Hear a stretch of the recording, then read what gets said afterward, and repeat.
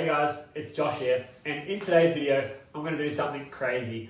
I'm going to share with you my entire anxiety to alignment process. So if you don't know, I sell a coaching program called Anxiety to Alignment, and I've helped over 250 people overcome their anxiety, build their confidence, and really find happiness and inner peace in their life.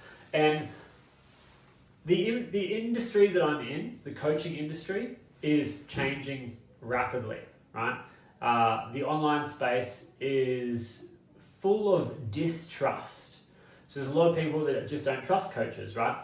Or just don't trust people working in the mental health space, or mindset coaches, all this kind of stuff. So I'm a meditation teacher. I've been doing this for 5 years now, and I've noticed this change in the last couple of years. So this is why I've decided to completely give away for free my entire course curriculum. So I'm going to walk you through, this is going to be a long video, and I'm going to walk you through everything. If you have anxiety, if you're a high-performing professional who has anxiety, you're a high-performing business owner who has anxiety, or someone like that, maybe you're just a general person who has anxiety. In this video, I'm going to give you everything that you need to overcome your anxiety, to find freedom from your anxiety. Now again, I've worked with over 250 people to help them with this, and I can count on one hand the amount of people who have not been able to sustain their freedom from anxiety. Every single person that I've worked with, every single person has had success in feeling better, right? In reducing the anxiety. And I would say that on one hand, I can count the number of people who haven't been able to totally overcome it out of 250 people, right? And the only thing that really determines whether a person actually overcomes their anxiety or not is consistency. So it's their discipline, it's their commitment to the process. So here's what we're going to do today, right? We're going to talk about anxiety to alignment. Now, I have a full course curriculum in my program, and I'm looking at it here on my laptop, and I'm actually going to reference this. I'm going to walk you through the entire course curriculum. You might be like, why are you doing this? This is crazy. Well, personally for me, I'm actually going to be moving away from helping people with anxiety, or more specifically, I'm going to be moving away from selling the Anxiety to Alignment course because it's not in alignment with me. It's not something that I'm really lit up by anymore. I've done it for a long time, and I'm good at it, and I can help people with it, which is why I'm going to give you this for free. But I don't really get inspired about working with people with anxiety anymore, to be honest.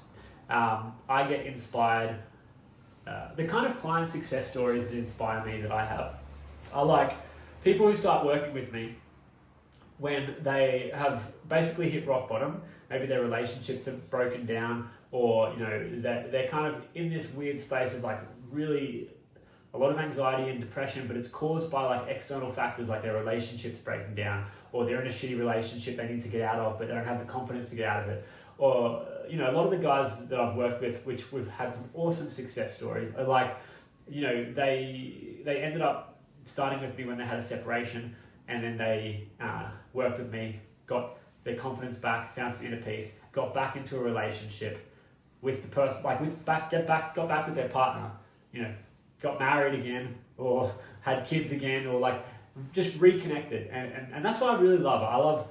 I love like this idea of the family unit being together, and I kind of like helping people with relationships, to be honest. But again, I've also worked with a lot of people who are like high performing. And it's more, the anxiety is more like a social anxiety, or it's a social or relationship style anxiety. And I've had lots of good success with people when it comes to that specifically. So I'll be moving to something a little bit different, not just like a generalized anxiety course, something more specific probably, and maybe not targeting directly to anxiety, something a bit different. But anyway, I'm still yet to figure out what that is, but I'm going to be stopping selling the Anxiety to Alignment course. And I feel like, cool, why not just give it away, right? So that's what we're going to do today. I'm just going to give it away because this will be helpful. If you are someone who seriously suffers with anxiety, this is going to be so helpful for you. You know, you're going to be able to go through this and have a super clear roadmap to overcome your anxiety. So sick of saying the word anxiety. So let's start. Like the first thing that I do with all of my clients is I start with an onboarding plan, right? So onboarding, right? So you could think of this as just let's call it a personalized routine. So obviously I can't work with you one-on-one right now, but the first thing that I do with everyone who comes on board is I give them onboarding and I give them a personalized routine. Now, this is one of the things that I do straight off the bat. I look at someone's lifestyle, right? So for example, like, are you drinking alcohol? Are you doing drugs? Are you staying up late? Are you watching your phone? Are you sleeping in? Are you going to the gym? You know, like what's going on in your lifestyle and what's going on in your routine? That's like what behaviors are you doing on a day-to-day basis? That's the first thing that I look at, right? I just go, cool, okay, what are you currently doing? And then this is also like, you know, we get goals and challenges. So if you're playing along at home and you want to pretend like this is a real course that you've just paid $5,000 for, because that's what I sell this course for, or that's what I have sold this course for in the past, right? First thing to do is write down, you know, three goals, 3 challenges, and then just do a lifestyle audit. So like audit your lifestyle. What are the 3 things that you need to stop doing that are shit, that are not helping you feel good? And what are 3 things that you can start doing that is going to make you feel better, right? And this is, again, this is the first thing that I do with people. Now, I actually give them a routine. So also get clear on your goals and your challenges. Like, what are the goals that you're trying to achieve? And what are the challenges that you are wanting to overcome? So you might want more inner peace, more confidence, more happiness, you know, better communication. And with your challenges, you might struggle with self-doubt, overthinking, anxiety, depression, shame, guilt, people-pleasing, insecurity, all that kind of stuff. So those would be your main goals and your main challenges. Then you look at your routine and you just audit your current routine. So, you know, look at what's not working and fix it around. So the next thing that I do is I actually give people a routine. So everyone that I work with, depending on their current schedule, I'll tell them, okay, you need to set a clean wake up time. So maybe it's 5 a.m. Like sometimes I work with tradies or you know, people who are just up early. It's like they're getting up at 4 a.m. 5 a.m. Sometimes I work with uni students who don't get up till 7 a.m. right? But whatever it is, you have to pick a clear wake up time. And the first thing that you do, right, is we give them a new morning routine. So first thing, right, it's like meditation, journaling, and cold exposure / walking. So this is a fundamental routine, okay? Meditation, first thing, minimum of 10 minutes. So if you're going to go through this and you're going to create a new routine, you're going to pick a time to wake up, and then you're going to choose to meditate for 10 to 20 minutes in the morning. You're going to get a journal like this. You're going to do some journaling. And then you're going to have a cold shower or something like that. Or I have an ice bath downstairs, cold shower, something like that. Some women don't like to do the cold showers because it's not good for women sometimes. And in that case, do walking instead. And that's the first thing. The first 60 to 90 minutes of your day is just meditation, journaling, cold exposure, walking, right? You can do this in 20 minutes. If you do this walking as well, you know, that could be another 60 minutes, right? 30 to 60.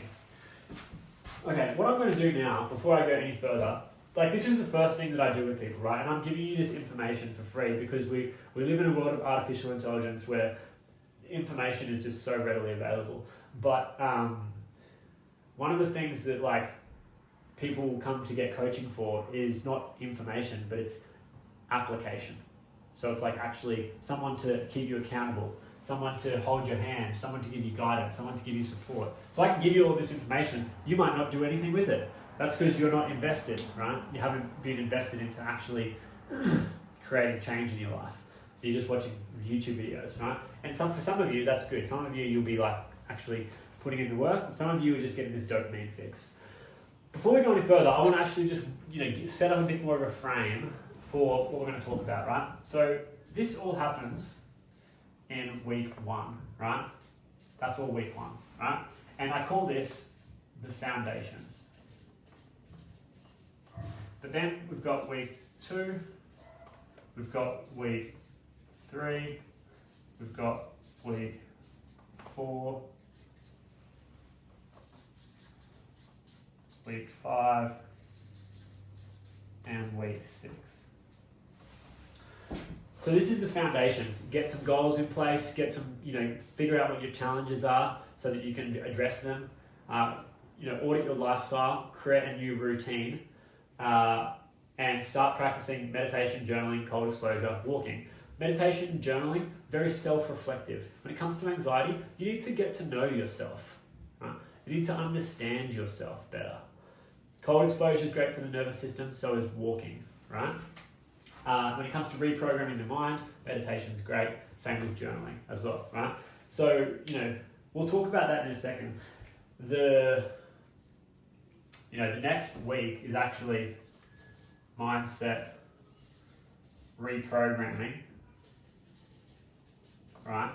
So I'll give you a brief overview of how it works, right? We work on reprogramming, regulating, and reconnecting. 1, 2, 3. That's a 3-part process. Reprogram, regulate, reconnect. Now, again, this is very holistic. So we're not going to look for a quick fix. I tell people straight off the bat, we don't do quick fixes, right? We don't do medication. We don't do numbing ourselves with drugs and alcohol. We do holistic behavioral change and lifestyle, upgrades to overcome your anxiety. Because often what it is, the reason why I call this program Anxiety to Alignment is because oftentimes your anxiety is just showing you where you're not in alignment, right? And so we want to go from anxiety, we want to come into alignment. And when you're living in alignment, you are happier, you are healthier, right? You feel better because you're doing things that you want to do. Like I used to suffer with anxiety, right?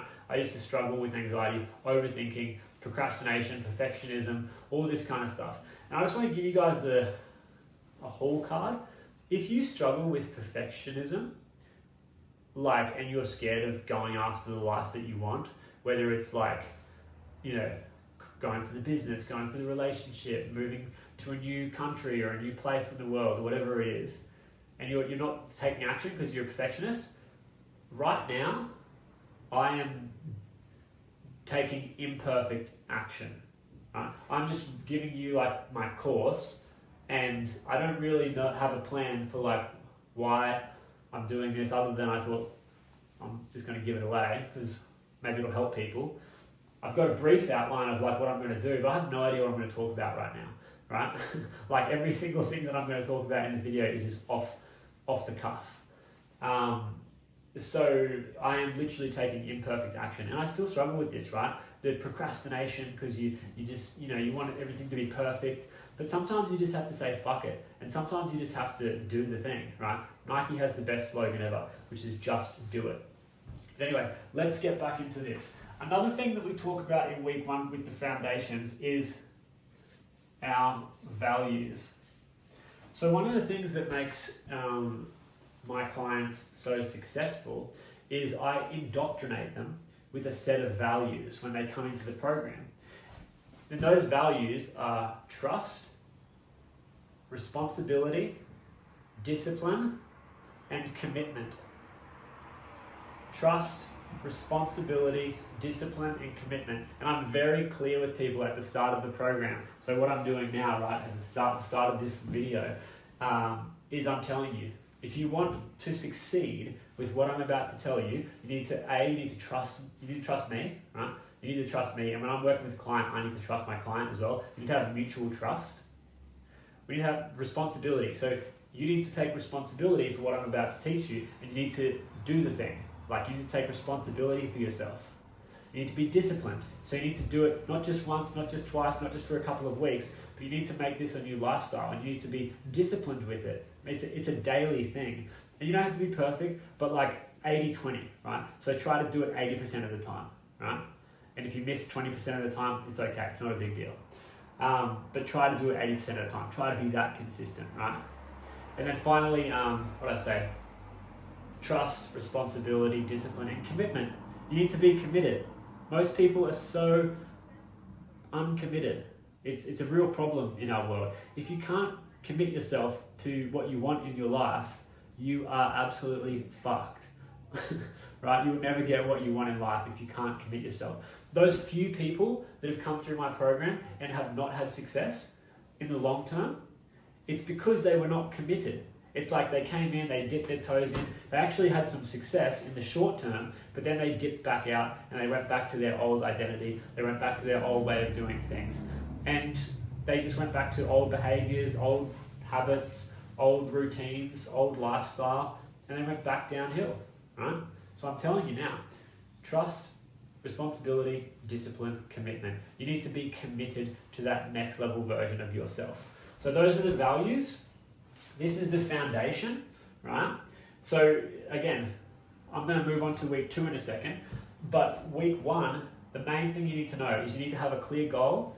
You need to identify what your challenges are, right? You need to audit your lifestyle, take away things that aren't working, and then add a new routine, add a new morning routine with like healthy habits. So, I teach all my clients how to meditate properly, because most people have tried meditation, but they say, oh, it didn't work.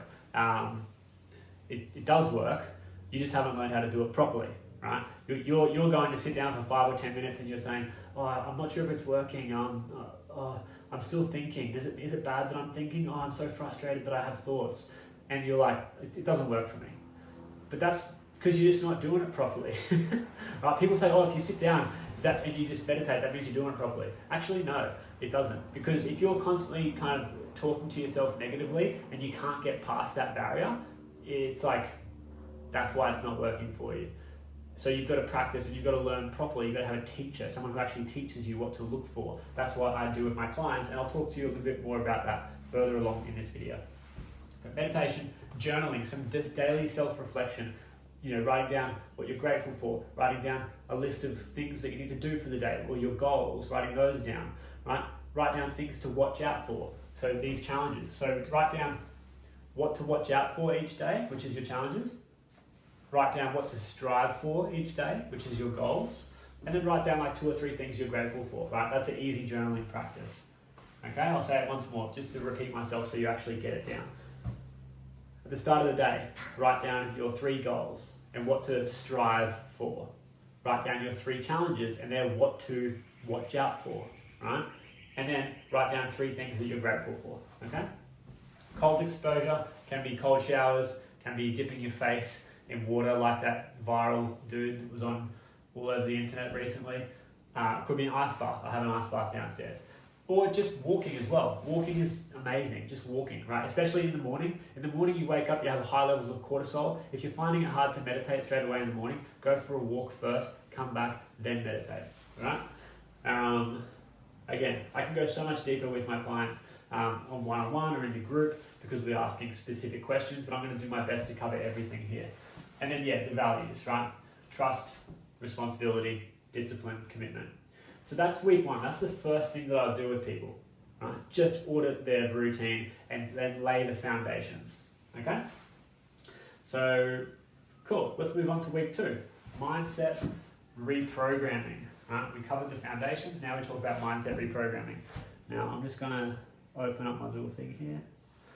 Cool. All right. So I have this thing which I call the mind launch method. So the mind launch method is essentially the method that I have developed to reprogram your mind. Okay? So let's go. Let's talk about that over on another page. I'm going to give you the mind launch method now, right? Mind launch method. Okay, so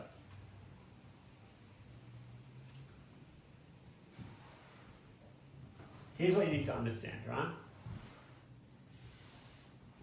You are consciousness.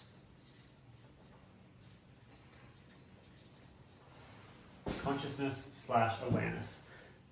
The primary thing that you have is your awareness. The primary thing that you have and that you are is consciousness. Maybe you've read spiritual books or The Power of Now. Maybe you haven't. Maybe this is a whole new concept for you. But even before your thoughts, even before your body, so you might think right now that you're a person with a body and an identity. But how could you know that if you weren't aware of yourself? How could you, and I'm going right off the deep end, right? But how could you know that you have a body and that you are a person without being aware of yourself? The awareness always comes first. So the primary thing that we have as humans is awareness, is consciousness. We are conscious of being, right? So what I'll also do in the course is I'll give book recommendations. This one, The Power of Now. One of the first passages in this book from Eckhart Tolle, this is The Power of Now by Eckhart Tolle.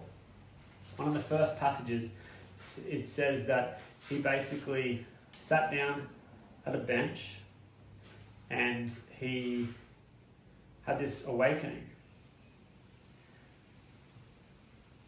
I cannot live with myself any longer. This was the thought that kept repeating itself in my mind. Then suddenly I became aware of what a peculiar thought. Am I one or two? If I cannot live with myself, there must be two of me, the I and the self. Maybe, I thought, only one of them is real. So, this is the I, right? Consciousness, awareness, I, right? Now what comes next is thoughts, right? This is the self. So you have an idea about yourself. You say to yourself, I am Josh Holiday, I'm a meditation teacher, I have a family, I am married, I have kids, I drive a Tesla. There's this primary I, right? And then the secondary is all of these ideas, these thoughts, right? Ideas. I am Josh Holiday. This concept of self, it's really just an idea, right? Now at this point, I'm going to scare a lot of people off because they're going to be like, whoa bro, that's way too much. But if you stick with me here, this is profound, and this alone can awaken you to a whole new experience of life. You have to understand that you have an I and you have a self, right? I am aware of myself. I am aware of my shoes, right? Like, I am aware of my jacket. I am aware of myself doing this. There is a self that I am aware of, and then there is the I, which is the primary awareness. It's the cause, right? The I is the cause. It's the primary awareness. They call it the cause in Vedic scripture, right? They have this consciousness as causal. Thoughts, ideas, beliefs, identity come next. Right?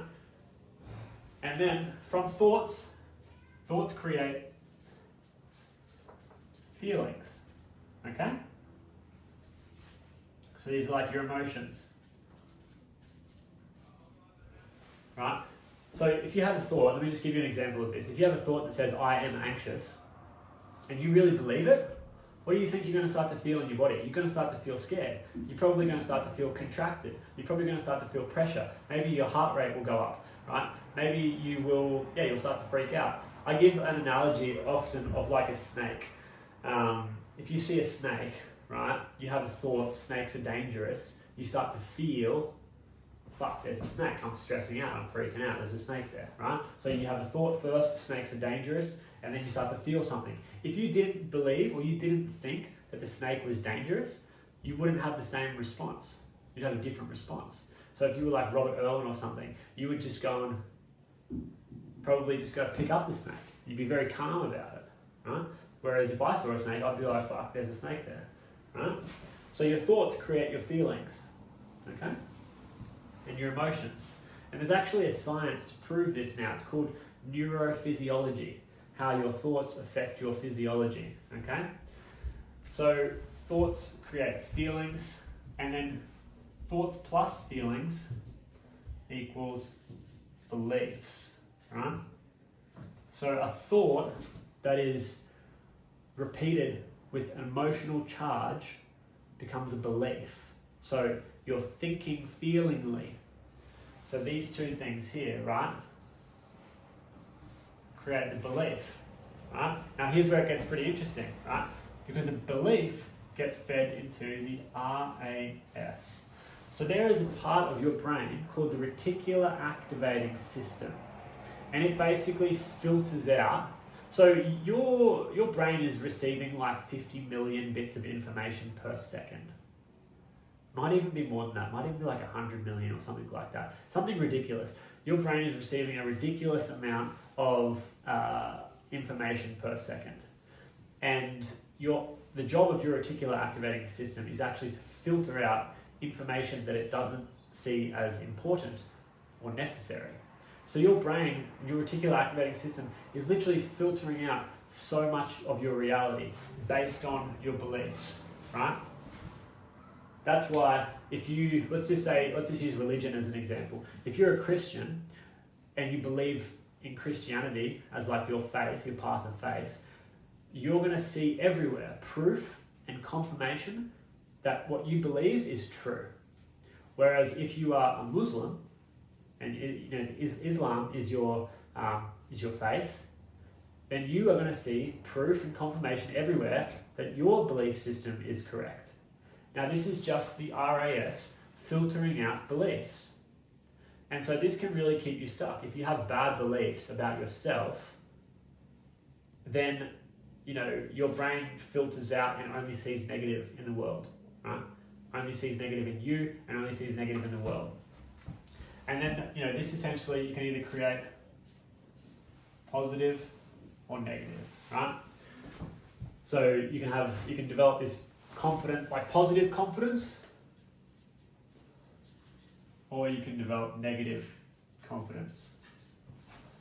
Because I've seen people say to me that they're not confident, but they're very confident that they're not confident. That's a negative confidence, right? And there's people who are positively confident. That's really what we want to be. So anyway, this is like a framework for like remodeling your mind, reprogramming your mind. Like, let's call it model for reprogramming your mind. Okay? So what we really want to work on changing is this stuff. We want to shift our consciousness. We want to change like our awareness, which is really like our perspective. Change the primary point of awareness. We want to change that because ultimately, from this point of conscious awareness, you could think anything. You could think, if you were crazy, you could think that this jacket was yellow, right? That's a possibility. Now obviously it's not, it's black, but you could think that it was yellow, or you could think that it was red, or you could think that it was blue, or you could think that it was purple, or you could think that it was pink, or you could think that it was white. Now obviously it is black, right? But the point I'm getting across here is that you can think an unlimited amount of things. You can think them, right? And so when you change your awareness, you change the direction of your thought, you change the direction of your focus, right? So you can start to think different thoughts, right? And when you start to think different thoughts, you can start to have different feelings, right? And then when you start to think and feel differently, you can change your beliefs. And when you change your beliefs, your RAS will be reprogrammed to see positive confidence or negative confidence. So how do we do this, right? Well, we do it in our meditation, and we also do it in journaling. So I have a process, right, for journaling with affirmations. I am, I feel, and I have. Now I just want to make one thing clear. Affirmations are not like the holy grail. It's not like some magic key that you're going to use to unlock everything, because you need integration as well. You need to actually change, and we're going to talk about that through the program.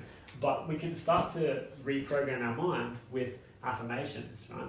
And we need to use these three different processes, because I am, it's from the head, right, or the mind. I feel is from the heart. Okay, this is the emotion. And I have, this is evidence. So you need to have a thought from your mind, a clear thought. You need to have a coherent emotion. So an emotion that is in alignment with the thought. So if you're thinking, I am confident, you can't be feeling totally ashamed of yourself. If you're thinking, I am confident, you need to be feeling confident. You need to be feeling calm. You need to be feeling, if you were really confident, how would you be feeling? You'd be feeling calm. You'd be feeling peaceful, right? So you need to have the heart and the mind, right? That's the little brain there, and that is the heart. And these things need to be working together, right?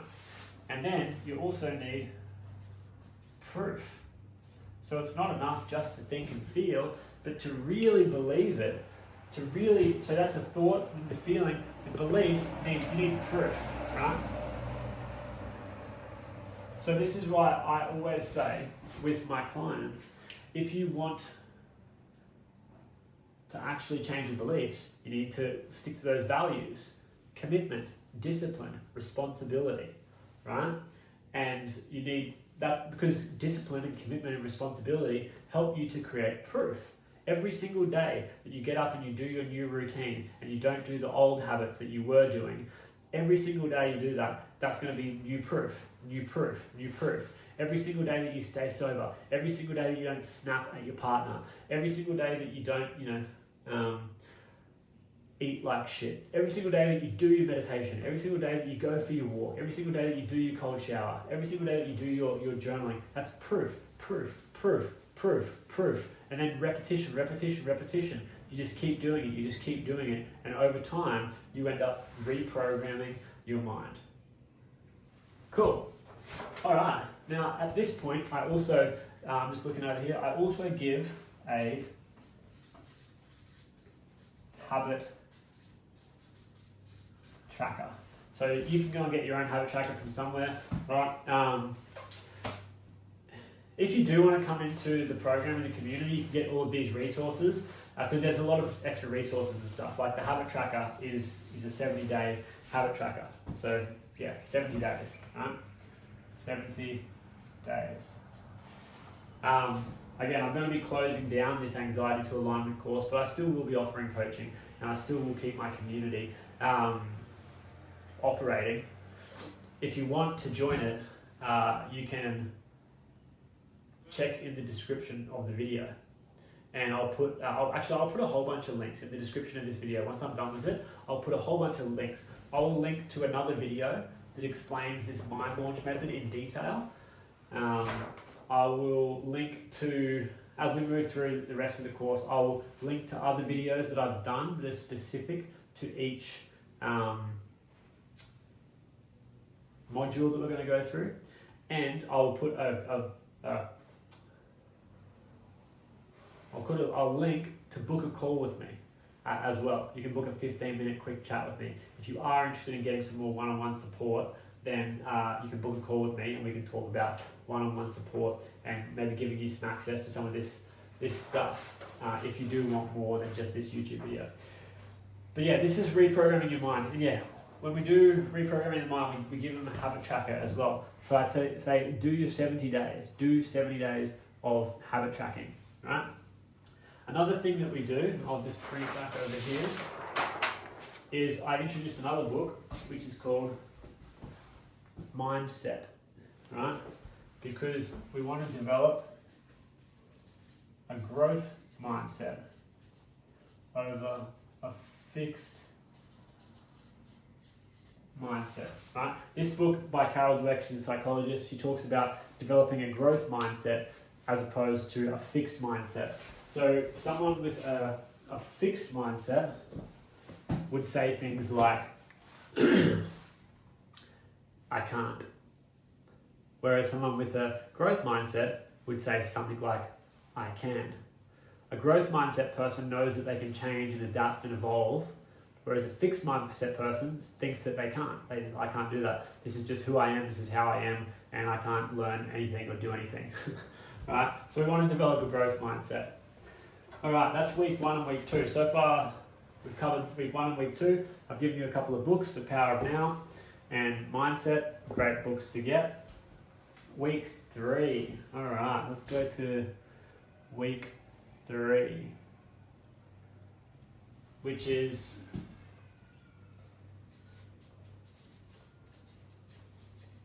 emotional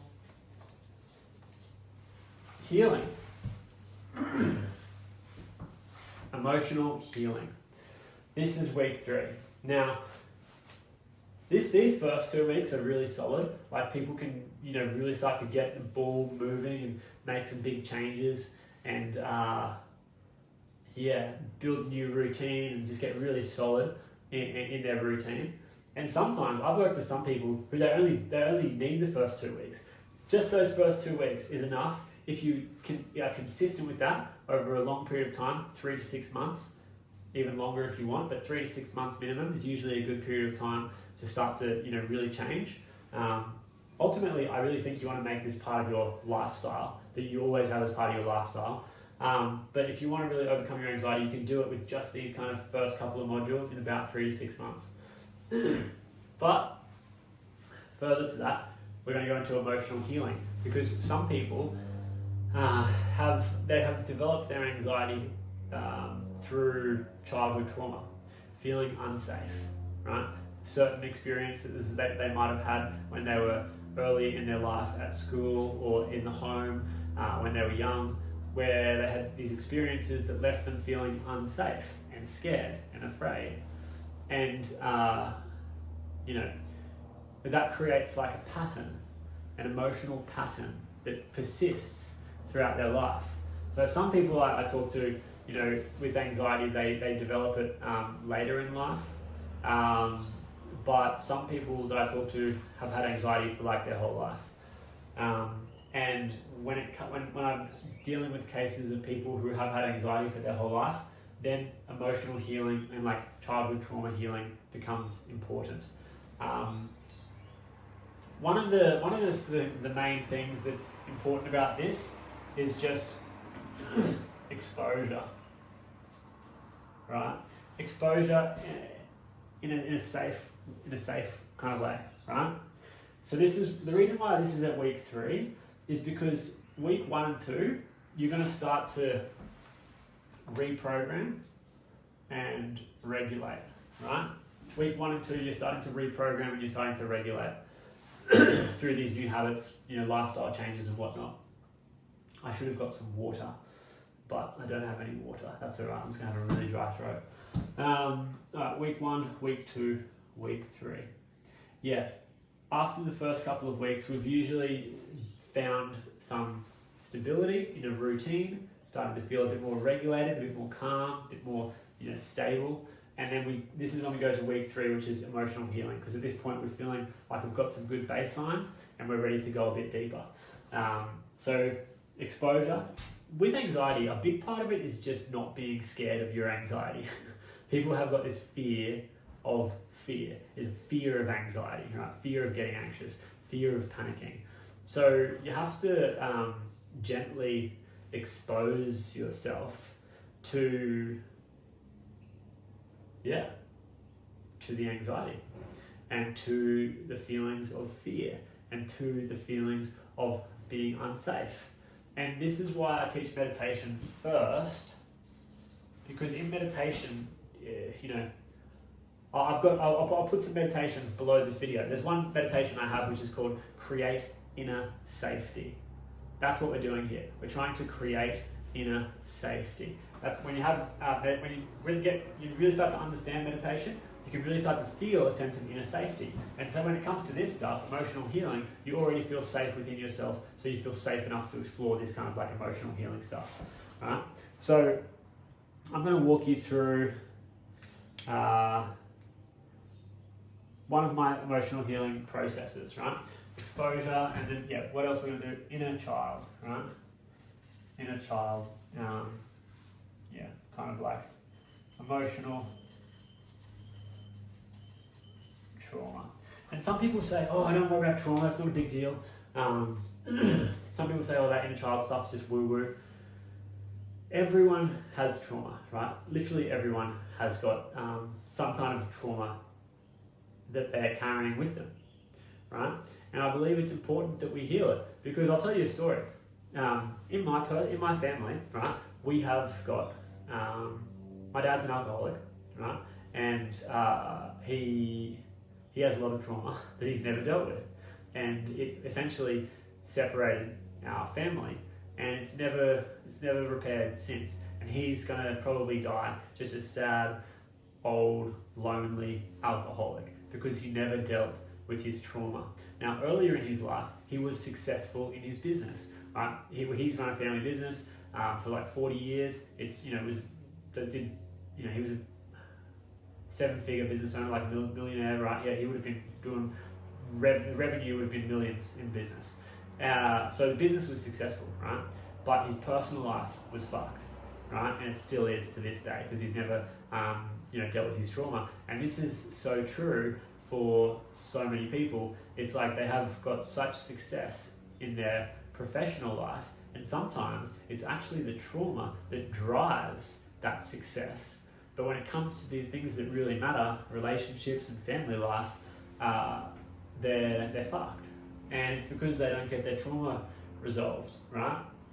They never address their issues, and they end up in this deep shame, and you have addictions, and you have alcoholism, and you have depression, and it's just a spiral, right?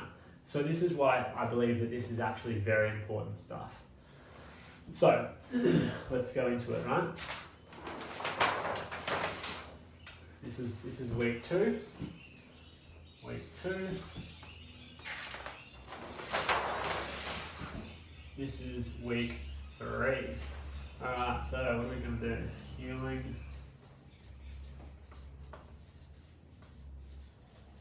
Emotional patterns. Okay, one thing I want to just make clear, I said I was going to give you like the whole course, and I'm doing my best to give it to you all, but without actually giving taking the whole course content, every single worksheet, every single video. There's like probably 7 or 8 hours worth of content in my course. Now, I'm not doing a video for 7 or 8 hours. I'll probably do like an hour and a half, maybe 2 hours or something like that. But there's so much more depth when it comes to this stuff. Like, you've got to understand. I'll try my best to cover it. The way that trauma is formed in the body is through suppression of emotions. So let's say you're a child and you're playing on the playground, and let's say you fall off the playground. This is what happened to me. I'm sharing with you some of my trauma. You fall off the playground and you end up just kind of lying on the ground, just a bit fucked because you just fell off the playground, and you're lying there and everyone's just looking at you, right? and you just feel as a child, maybe like 6 years old or something in primary school, this deep sense of shame and humiliation from, falling off the playground. And you think, oh, it's not a big deal, right? Like, you go through your life and it's not a big deal. Fell off the playground, who cares? But then you get to later in your life and you start diving into your healing work and you realize, oh my God, I'm carrying so much shame and humiliation because I felt like I was kind of dumb. Or I felt like I was stupid, and I felt like people were just looking at me. There was no one there to help me, right? Or another example is like you actually,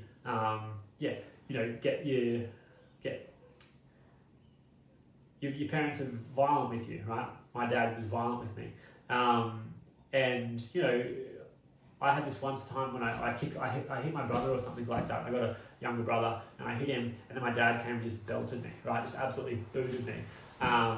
And then just left me there. We're at the beach camping, and just left me like lying on the sand. And I thought it wasn't a big deal. And as I grew up, I told myself, not a big deal. I deserved it. I was like, I deserved it. I hurt my brother, and maybe I did. But if I revisit that memory as a 8 or 9 year old kid, being left alone after being violently, hit, then the feelings that I had at that point in time was a deep sense of shame. Like, there's something wrong with me, I'm stupid, why did I do that? I'm not good enough, so much shame. And no one to give me love, no one to tell me that it was okay. And so then it becomes internalized, it becomes suppressed. So many people that I talk to tell me, I don't have any trauma, but they're not even awake, they're not even conscious of how this trauma affects them. And it's so deeply buried that they're just kind of operating on autopilot and they don't really even know that it's a problem. But I'm guaranteeing you, I'm telling you, every single person has this suppressed emotional trauma. Some people just learn to deal with it, some people don't. It affects other people, some people worse than it affects other people. I'm not sure if you can hear that plane going over, but it's kind of annoying. We live right under a flight path. We live 100 meters from the beach, but we live right over a flight path. And sometimes those planes can be pretty annoying. Anyway, everyone has suppressed emotions, and they can get formed, this trauma can get formed in ways that you wouldn't even think about, right? Like you wouldn't even think it's trauma, but it gets stored in your body. And until you go looking for it, right, it's kind of just tucked away there. And some people like it like that. Some people like to keep it tucked away. But if it gets to a point where you're angry, frustrated, lashing out, anxious, feeling ashamed of yourself, and you don't know why, this is where you go, okay, well, maybe there's some deeper shit that I need to work on, right? So healing emotional patterns. Again, I'm trying to give you as much of a scope as I can. But one of the things that healing does, when we work on healing, we're really working on learning to accept our emotions. So we're not pushing them down, but we're learning to bring them up and accept them and deal with them and manage them, right? So I'm going to walk you through one of the processes in this healing section of the course right now, so that you can actually just take away and just use this. So the first part of this framework is just to identify a recurring pattern. Identify a recurring pattern. So what is one thing in your life where you feel like you're just kind of stuck? So I'll give you another example. A couple of years ago, 2023, so I got married in 2022 to my wife. We also had our first child in 2022, which is our daughter. In 2023, my wife became a stay-at-home mum and I became the sole income provider for our family. And then we had some power dynamics when it came to the finances, right? So I was trying to, I was being too controlling because I didn't know I was barely used to managing my own self, right? I was just used to taking care of myself. And now I have to take care of my wife and a child. And I wanted to provide for them, but I had to go through some teething issues to become less controlling. And so there was a period of time there where I was, controlling and I was frustrated and I would get snappy and I'd snap at my wife and it was just not a good place, right? So that's when I actually really dived into a lot of this healing work. And I identified this recurring pattern. I'm getting upset with my wife, I'm getting frustrated with my wife, and I'm blaming her for things that I don't want to blame her for. Right? That was the pattern for me. But you identify any recurring pattern in your life that you want to work on, right? And then write it down. Cool. And then find the external attachment. Okay, so there's going to be something that you are attached to externally. So it's like probably going to be some idea or thought in your head about something that you need. And then when you feel like, when I have that thing, then I'll finally feel like everything's okay. So we want to figure out, what is this external attachment?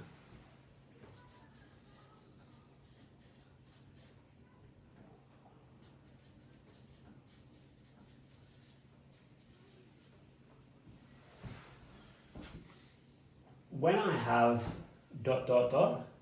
I will finally feel ... Answer that question.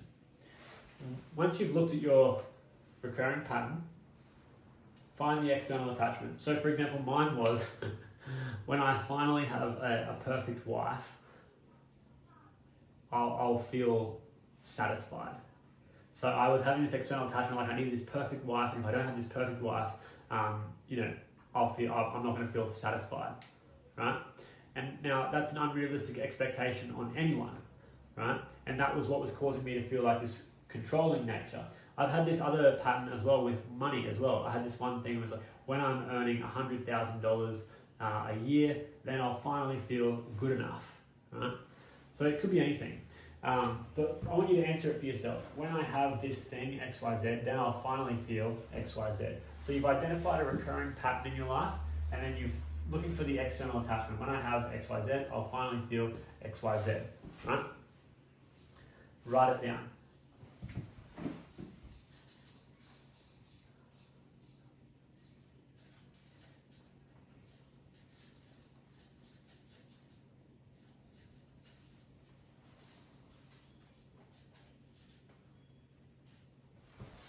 Now, what's the unconscious program? So mainly people are operating from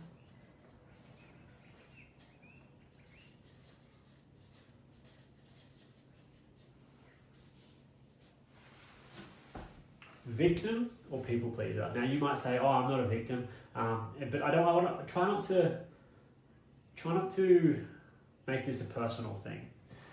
Just look at the recurring pattern that you've got. Look at it objectively, right? Or subjectively. Just like it's not you, it's just a thing, right?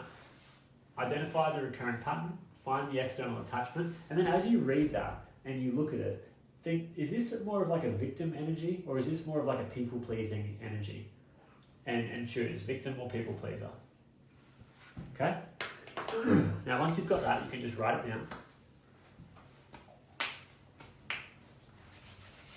And I'm going to guide you through a short little meditation. So once you've got that, you've got it written down, I want you just to sit back into your chair and close down your eyes. And just take a deep breath with me. And let it all go. Take a few more deep breaths. And let it all go.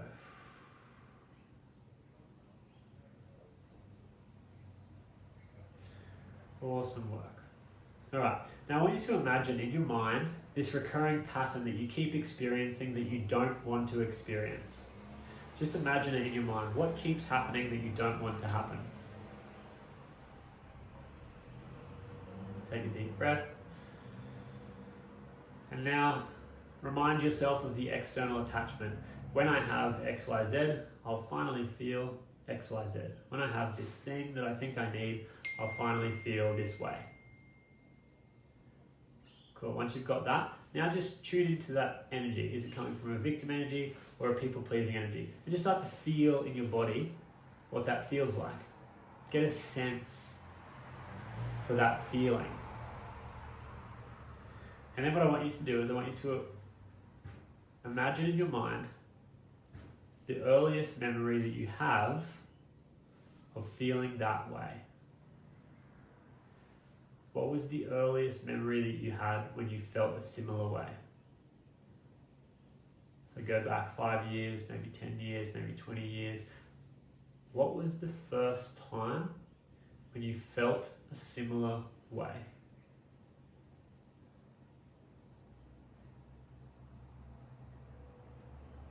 Go back as early as you can. And try not to overthink it. Try to just allow the memory to come up. And when you've got a memory, some memory that feels kind of big, take a deep breath. Let it go. And just sit with that memory for a moment. Picture it like a scene in your mind. Imagine who's there, who's with you, what's happening. See if you can get a sense for how you were feeling. And then see if you can get a sense for what thoughts that you were thinking about yourself. So what were you feeling? What were you thinking? Take a deep breath. And let it go.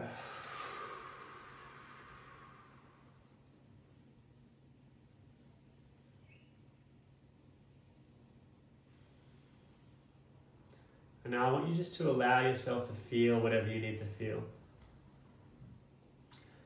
And when you're ready, you can walk into the memory. So imagine yourself walking into that memory and giving your younger self or your inner child a hug. And just tell them that everything is okay, that they're fine,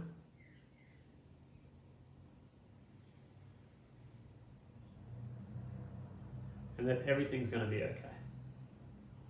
That you love them, that you care for them,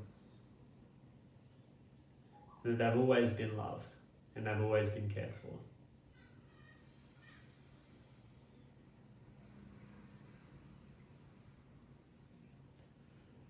When you're ready, you can take another deep breath. Let go.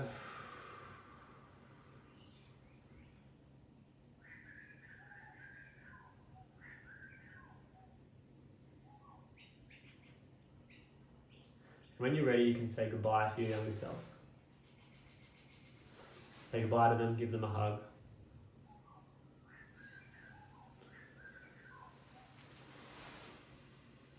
When you're ready, you can open up your eyes.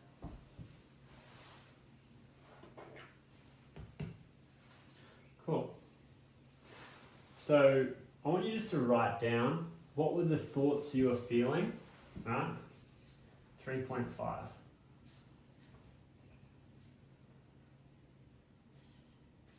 Dig deeper. So what were the subconscious thoughts and feelings, right? What was the memory / memories? Just write them down.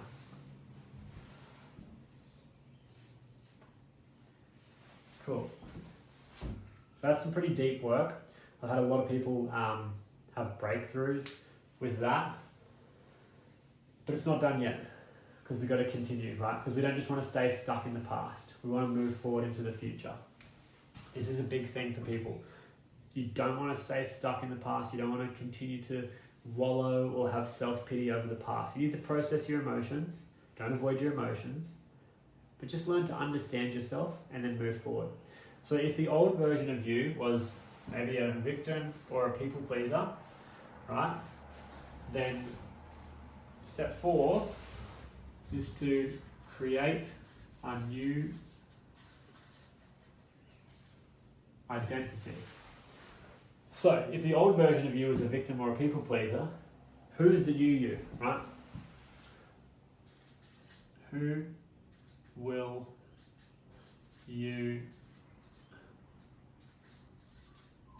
become? Right? Who will you become? Who will you become?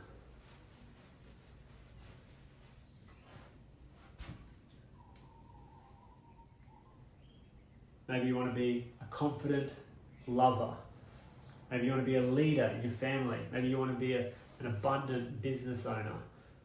Who do you want to be moving forward?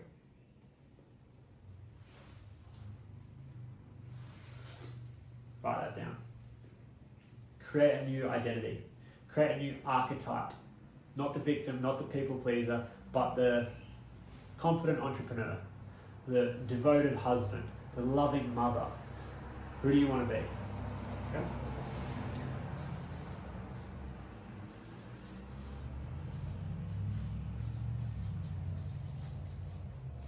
Cool. Now, number 5, connect to your heart. So take your hand on your heart, take a deep breath, let it go, take another deep breath, and let it go. Take one more, breathing in, let it all go. And now say to yourself, when I connect to my heart, I finally feel. When I connect to my heart, I finally feel. And what do you feel?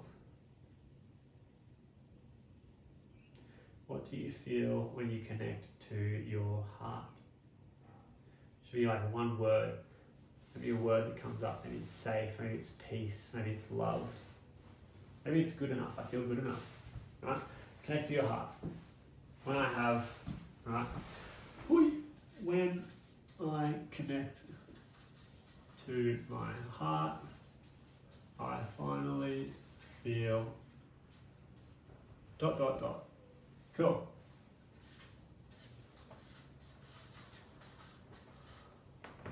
Cool. All right. So you'll see, number 2, you've got this external attachment. When I have I'll finally feel right? But number 5, when I just connect to my heart, I already feel that thing that I wanted to feel. So you don't need that thing that you thought that you needed. You just need to become more connected to your heart. Okay? And then finally, step 6 is to integrate. So I get people to do this for 14 days. So you go through this process for the next 14 days. You should have this process now, right? Healing emotional patterns. I will also put another video, a 15-minute short one, in the description of this YouTube video that links to my advanced emotional healing video, which is very similar to this, and it will walk you through a meditation, and you can do it for the next 14 days. It's only 15 minutes. Cool. And that's healing. That's an overview of the healing work, right? That healing work, by the way, it can absolutely change your life. I went from, so firstly, it totally fixed my marriage. Like, my relationship with my wife got so much better. I became so much calmer and so much more relaxed and so much more at ease after doing that healing work on myself. So it helped in my marriage, but also it helped in my business as well. Before I started with that, I was earning like $10,000 a month in my business. So actually, I was earning even less than $10,000 a month. Yeah, because I wasn't even at $100,000 a year. So it was like even less than that. To now, I'm earning like $20,000 to $30,000 a month. So it's like double, sometimes triple the revenue. You know, and I attribute a lot of that growth to doing that healing work on myself. So that's that. Okay. Now, week 4. Letting go and acceptance. Cool. Letting go and acceptance. So this actually ties in really nicely underneath the healing series as week 4, we have letting go and acceptance. So what I get people to do here is I get people to create a life timeline. So what you'll notice with the healing work probably is that maybe you have one memory that came up, maybe you had like 3 or 4, 5 or 10 memories that came up of like traumatic things in your past. What you want to do is you want to create a life timeline. So create literally, 0 to now. Life timeline, right? And you're going to go and you're going to put little knots in your life timeline for every event that you have in your past that feels like a knot. So for example, if you've got your life timeline, imagine it's a piece of string. You want to just run your hand along that piece of string from now back to your birth, and it will be nice and smooth. But if it's not smooth, you want to take note of where it's not smooth. Where are the knots? There's emotional charge around some of these knots, right? You want to write down what they are, and you want to address them, right? So you got to create a life timeline. Let's go. And week 4, right? Letting go and acceptance. Life timeline. And then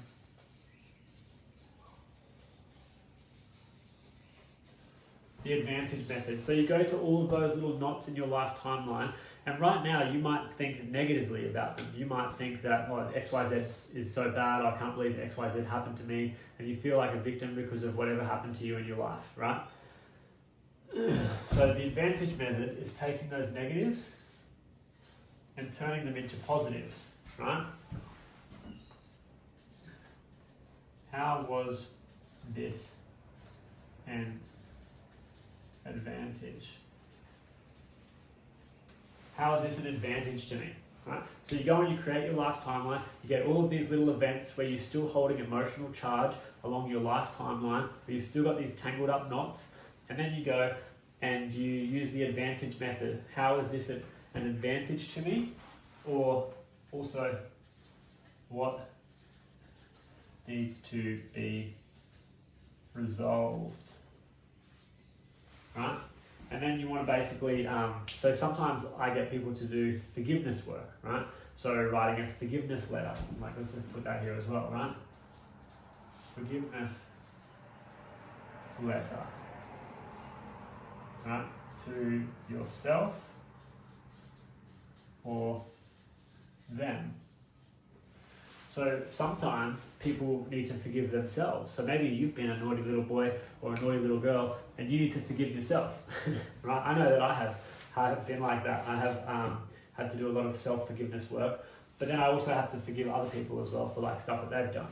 So forgiveness letter can really help, right? Advantage method, forgiveness letter. So you write a letter to yourself, forgiving yourself for whatever you did, right?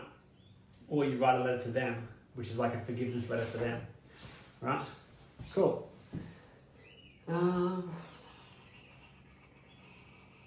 I also have then the map of consciousness. If you haven't heard of the map of consciousness, you can go and look it up on Google. Again, it's a resource in my course, but don't have it with me right now. But yeah, the map of consciousness is essentially a scale of human consciousness. So it goes from like shame all the way down the bottom to enlightenment all the way up the top, right? Let's go here. And I'll make it for you. Make a little map of consciousness, right? Shame. And then you've got courage, right? Anger, fear, peace, love, joy.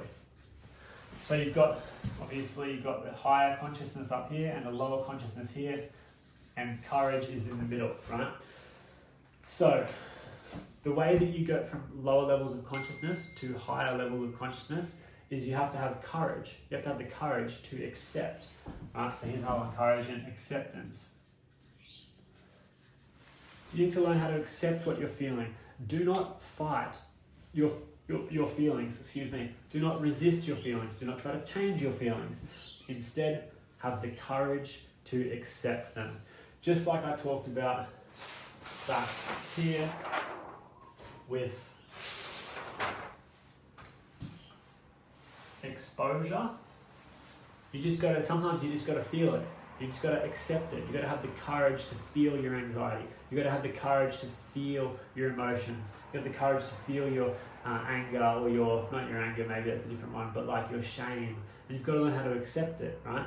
And the best way to do that, it actually comes back up here, because in week 1, right, when you learn meditation, right, you are going to become present, right? And if you want to learn how to process your emotions, let go, practice acceptance, you need to be present, because here's your next book, right? Where is it?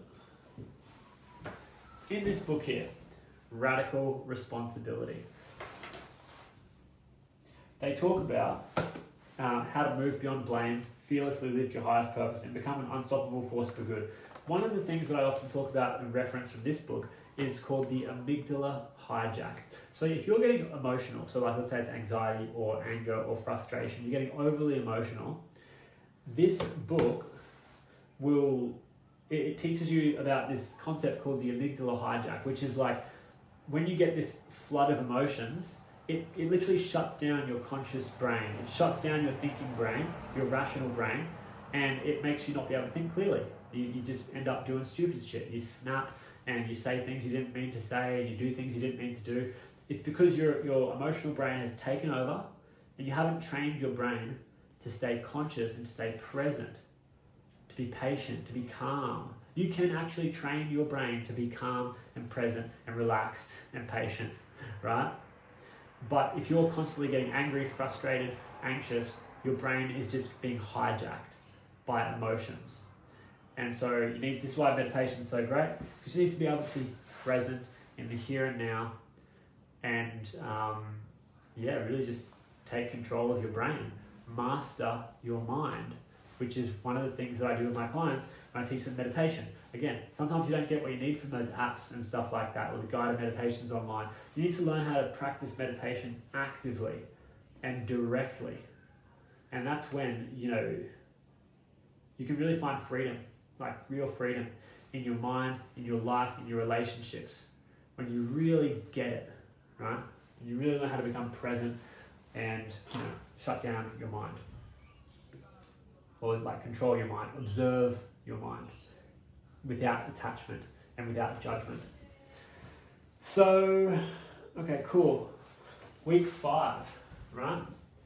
We've got self-mastery. Okay, so at this point, right, 2 things. You need to sustain change. You need to sustain change. At week 5, you've learned a lot by this point. Now it's like, and you've got a lot of tools, right? You've got the mind launch method, you've got your meditation, you've got your routine, you know how to reprogram your mind, you know how to have a growth mindset, you know how to heal emotional issues, you know how to practice exposure, you know how to let go, you know how to practice acceptance. Those 2 things come hand in hand, by the way. There's another book I wanted to show you. If you want, you can read this book on letting go. It talks more about emotions, right? And how to let go of emotions. And it's called The Pathway to Surrender. It's a great book. A lot of people have this book actually, but not many people have read it properly. So if you have got it already, read it again. If you haven't got it, it's a great book, Letting Go. And it talks a lot about acceptance, right? Acceptance is the real key, is being able to be in the flow of life, not resisting it. Cool, that's another book for you. Self-mastery. So at this point, I'm really just drilling in the importance of commitment and discipline and sustaining that change, right? And I also talk about another concept, which is, your true self. Okay, so I'll give you a brief overview of this true self.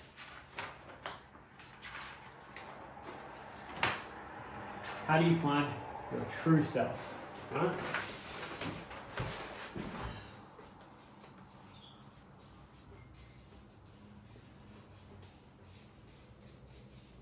True self. So you've got to look at your values, right? Let me just get this up so I can have a little bit of a refresh for myself. Okay. All right. So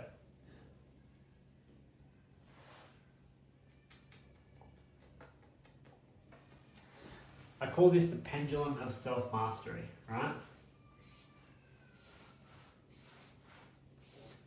Let's say this is a pendulum, right? Now what happens on a pendulum? The thing swings from one way to the other, right? Okay? So let's say over here, there is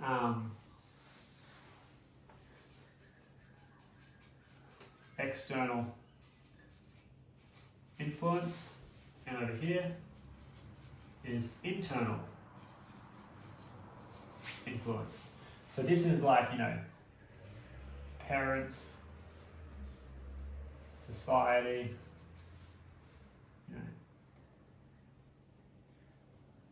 partner, clients, peers, right? It's like moral obligation, right? And over here, you've got emotions, instincts, fears, frustrations. What else have we got there?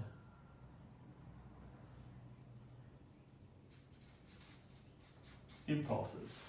Okay? So over here, you've got the external influences, and over here, you've got the internal influences. So your internal influences are like your emotions, your instincts, your fears, your frustrations, and your impulses. Desires. That's the word I was looking for, desire. Right? And over here, you've got your external influence, parents, society, partner, clients, peers, like moral obligation, right? And this is just like your inner world.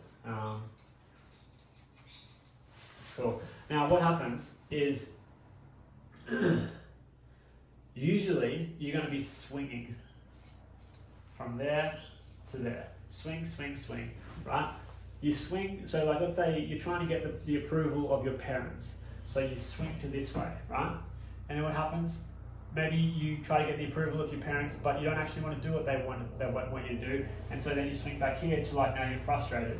Or you get into a relationship with a partner and then you're trying to keep them happy and you're afraid, so you're trying to keep them happy and you swing back here because you're afraid they're going to do something, they're going to do something, they're going to leave you or whatever.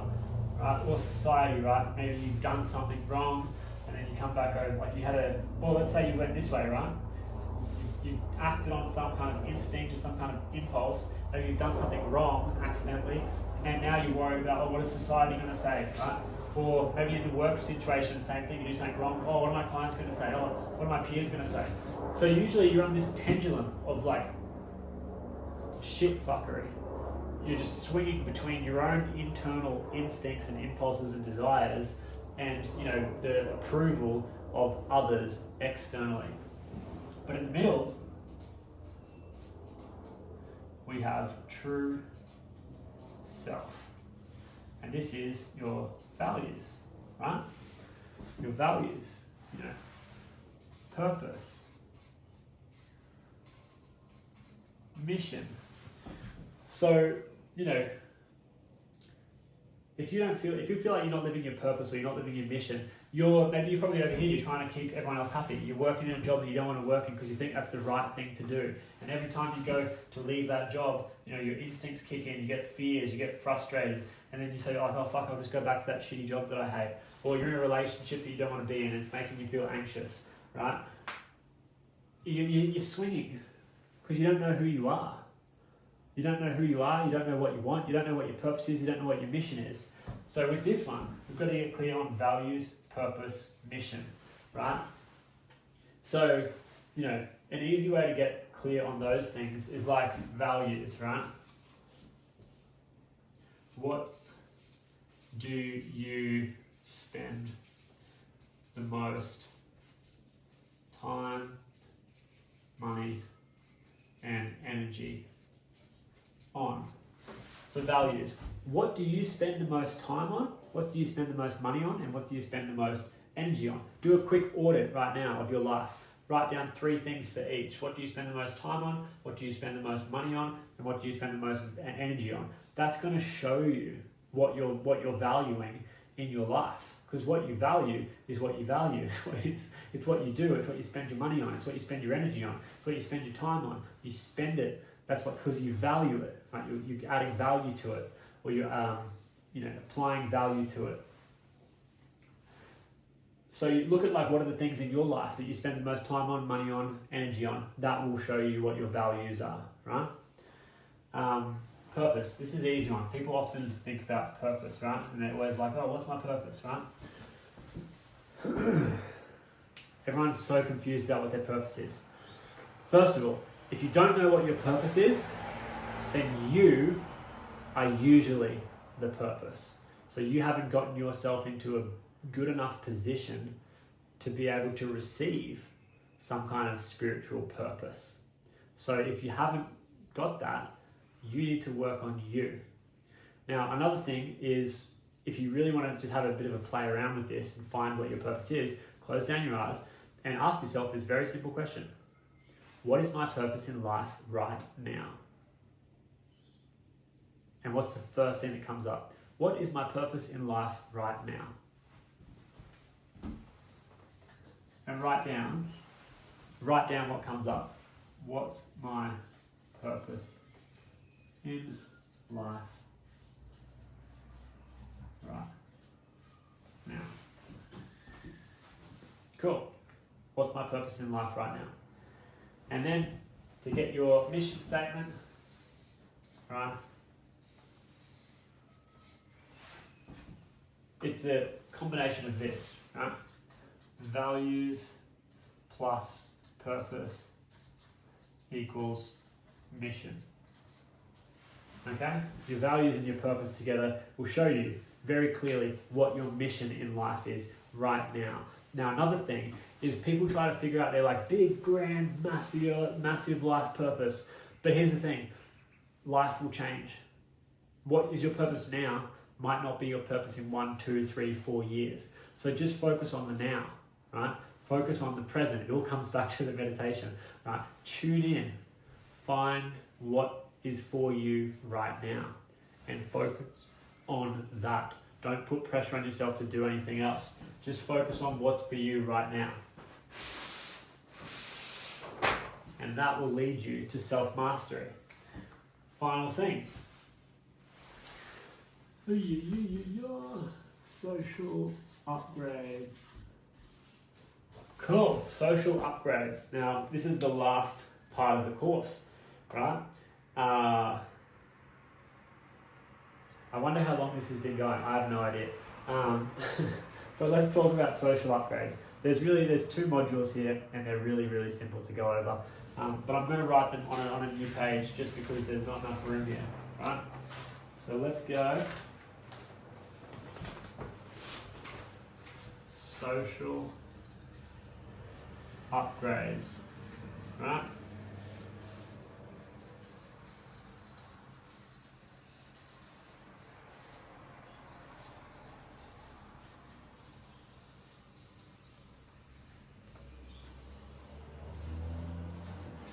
Two things for social upgrades. You've got to learn how to listen. Right? This might seem like a simple thing, but you'll be amazed how many people just do not listen. They're not listening, they're not present, right? So you want to learn how to listen, and not just listen, you want to learn how to listen deeply, to be deeply present with the person who you're with. You want to really hear them, right? There's nothing like it. I'm sure you know someone in your life who just is such a good listener. Every time you're talking, they're leaning in, they're listening, they're really with you. And you can feel that, right? That's what people want. Right? That's what everyone wants in life. They want someone who's like really paying them attention and really deeply listening to them. And if you can just do this, most people with anxiety have such a shit social life, or they're so shit in social settings or relationships because they're so in their own head. They're just always thinking about themselves. That's why they have so much anxiety. They're always just thinking about themselves. So I'm going to challenge you to stop thinking about yourself so much and start being present with people around you. Start listening deeply to others. Start, asking questions. Right? Take that focus point off of yourself and take it onto the other person you're with. Listen deeply, right? And then open communication, right? It comes back to the values at the start. Honesty, right? Honesty and responsibility. So being honest and clear in your communication, not people pleasing, right? Saying what you really want to say, what's on your heart, sharing your truth. So important, right? Now, I've also got scripts and stuff for communicating in relationships, having intentional conversations, because one of the reasons why fights happen in relationships is because people just blurt shit out. Like they just blurt something out and there's and there's word vomit.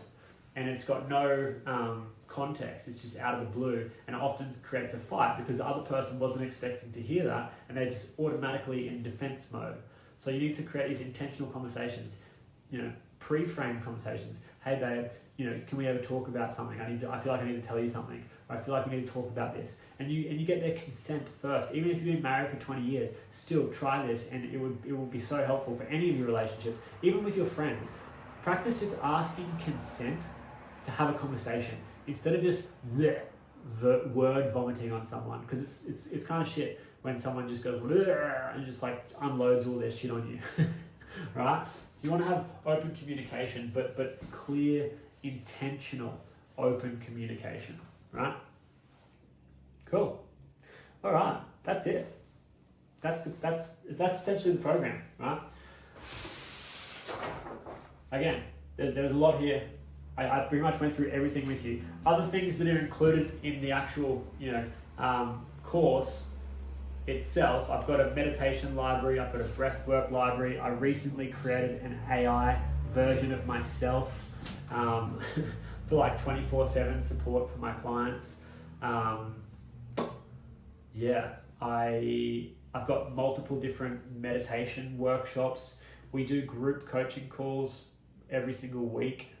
And there's a community, so people also share other stuff that they like.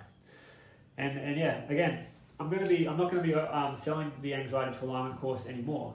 So it's still in my platform. I still have it there. It's accessible, but I won't be selling it. I'm going to be moving to something else and transitioning and going through my own transformation to find more alignment with my own values and my own mission and my own purpose. And that's going to look different. I'm not sure what it's going to look like yet, but it will look different. And so I am still going to be taking on clients, just not through the Anxiety to Alignment course, right? So I'm going to be working with more people one-on-one. And if you want to book a one-on-one call with me, you can basically just find the link to book a one-on-one call with me below this video in the description. I'll also add a ton of other resources to different YouTube videos that I've got to help support all of the content that I've covered today. So, save this video, like subscribe to my channel if you haven't already. I really appreciate it. I don't think it really matters these days, but do it anyway. Save the video, like the video, comment. Let me know, how is this helpful for you? If you made it to the end of this video, then good work. I need some water. But I really enjoyed making this, and I like giving you guys a bit more of an insight. Again, some of you will take this and run with it and you can overcome your anxiety. Some of you will still want help, right? And if you do want help, you want some one-on-one support, not just for overcoming your anxiety, but like I mentioned, I love helping people, with just their confidence, their inner peace, their relationships, healing, awakening. Then, there's lots of shifting your consciousness, those kinds of things. Finding your purpose. It's all there. So thank you so much for watching. I appreciate you, and I will see you in the comments. Bye.